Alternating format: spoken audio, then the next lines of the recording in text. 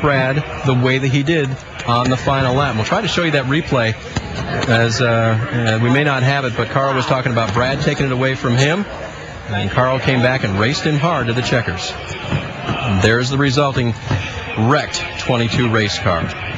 Mike, who have you caught up with? I've caught up with the guy who started the race on the pole, kept it in the top 10, came home 6th tonight, of course, that being Trevor Bayne. How would you assess the evening?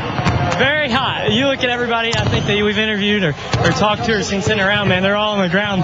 It was just a really enduring race, you know. I mean, it was hard for the drivers, and it was hard for our team, but Jerry Baxter did a great job with our call there to not pit and got us our track position back.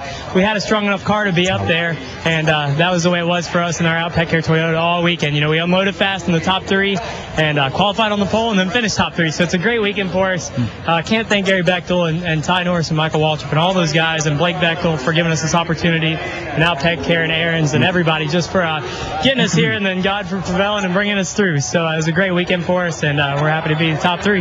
Great run for Trevor Bayne and a great weekend overall. Guys? Thanks, Mike, and it is a great run for Trevor. This is what we were talking about. Carl stating that Brad took something away from him and he was going to get it back. Here they are diving into one, guys. Yeah, and obviously Brad's trying to win. He gets in that half car length too deep that I referred to earlier. As a result, slides up, gets into Carl. And what Carl's saying is, and he's establishing here tonight, this is how we're going to race. You take something from me, I'm going to take it back. And it's a pretty strong statement. Not only what he said, but how he did it. Yeah, the problem is I don't think NASCAR is going to agree with this. I think they're going to have a big problem. This could create a lot of controversy, guys. This isn't boys have at it? No, I don't think this is boys have at it. I think this is a little bit different, and there's going to be some talking going on about this one, guys. All right, one more time. Here is the run to the checkers. Carl pushing his way through, taking back what he said was taken from him, and Brad getting a big hit as he sat on the front straightaway.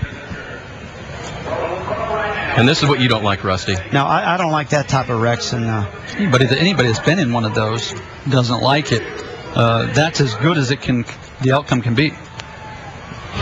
Well, and we saw the reaction of the families like it either. But Carl Edwards, happy in Victory Lane. If you like this, be sure to join us next Saturday at 8 o'clock Eastern for NASCAR Nationwide Series racing at O'Reilly Raceway Park, a short track on ESPN, as well as Sprint Cup Series Brickyard 400, a big track presented by Golden Corral, Sunday at 1 on ESPN.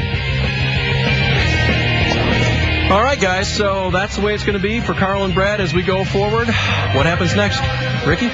Well, I think we're going to be reading about this, and I follow Rusty's lead that, you know, NASCAR is probably going to have something to say about this. And I think there might be NASCAR might say boys can be boys, but we're going to put some limitations how far boys can be boys, because now it's getting pretty physical out there, no doubt about that. 2 great drivers, a rough finish, exciting race at Gateway, typical short track racing. And if you had enough tonight, we got more coming next week at our O'Reilly Raceway Park. And again, Carl wins, and he eats into the points lead. Coming up next, Fram Autolite NHRA Nationals qualifying from Sonoma. Congratulations to Carl Edwards, your winner tonight.